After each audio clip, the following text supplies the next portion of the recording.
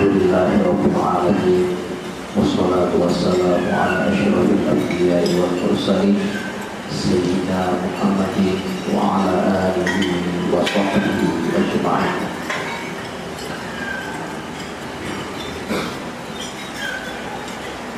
Bulan Muharram adalah bulan pertama dalam kalender Hijriah dan juga menjadi salah satu dari 4 bulan yang dimuliakan Allah, yaitu Zulqa'dah, Zulhijjah, Muharram, dan Rajab, atau yang lebih dikenal dengan sebutan Ashharul Hurum.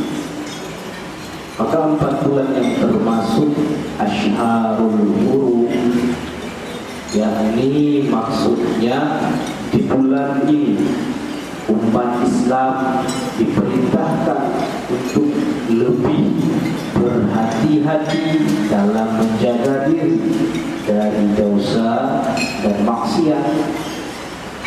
Para ulama menjelaskan bahwa amal kebaikan yang dilakukan pada bulan haram akan mendapat pahala yang berlipat ganda. Sebaliknya, dosa yang dilakukan juga memiliki konsekuensi yang lebih berat dibanding bulan-bulan lainnya. Maka di awal bulan Muharram, para ulama salafus saleh membiasakan memperbanyak doa. Allahumma ya muhawwilal ahwal hawwil halana ila ahsanil ahwal. Ya Allah yang sanggup mengubah keadaan, ubahlah keadaan kami menjadi keadaan yang lebih baik, ya Allah. Bihaulika wa quwwatika ya aziz ya muta'al. Dengan daya dan kekuatanmu wahai Allah yang maha perkasa. Maka beberapa amalan yang dianjurkan selama bulan Muharram, antara lain itulah memperbanyak doa, beristighfar, taubat kepada Allah, meningkatkan kualitas sholat fardu, sholat sunnah, sedekah, perbanyak membaca Al-Quran, dan amalan yang utama di bulan Muharram yaitu berpuasa sunnah. Dan puncak bulan Muharram adalah bulan pada 10 Muharram, yakni hari Asyura. Ada apa dengan Asyura? Asyura secara harfiah berarti ke-10. Asyar, merujuk pada tanggal 10 Muharram dalam kalender Hijriah. Hari Asyura ialah salah satu hari yang diagungkan dalam Islam. Mengapa? Karena adanya beberapa peristiwa penting di dalam Islam yang terjadi pada 10 Muharram. Pertama, diterima taubatnya Nabi Adam, itu terjadi pada 10 Muharram.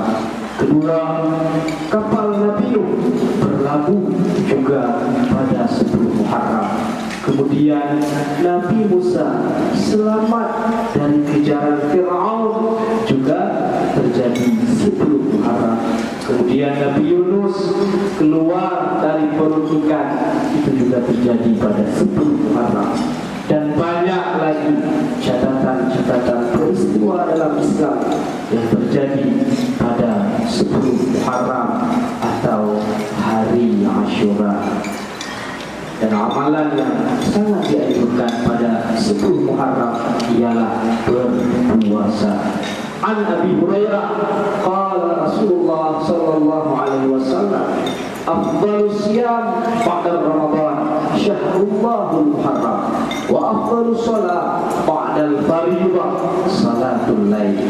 Kekali Nabi, puasa yang paling utama setelah puasa bulan Ramadan nantinya ialah puasa pada bulan Allah, bulan Muharram. Dan salat yang paling utama setelah salat wajib ialah salat malam. Suila Rasulullah sallallahu alaihi wasallam an shaum yaum Ashura. Rasulullah ditanyai oleh sahabat mengenai keistimewaan puasa Ashura. Faqala yukaffiru sanatal madiyah. Rasulullah menjawab, puasa Ashura menghapus dosa setahun yang lalu. Itulah mengapa kita perlu mempersiapkan diri untuk mengambil puasa sunnah Ashura, karena memang demikianlah yang dianjurkan dalam agama, diperintahkan oleh Rasulullah. Dan lebih baik lagi bila diiringi dengan puasa Tasu'a hari ke-9.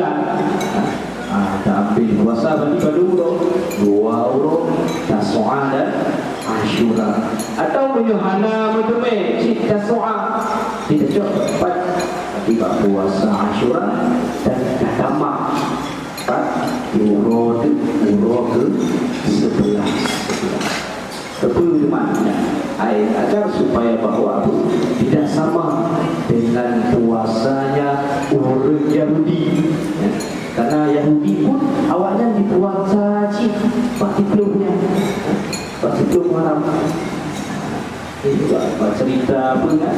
Hilir, berbalik kejaran Nabi Musa dan itu puasa karena Musa yang agak berikut kejaran. Maka jadi kesimpulan itu, insyaAllah Pak malam sebelum Muharram dah hadir kembali terputih syiar malam sebelum Muharram dengan ibadah.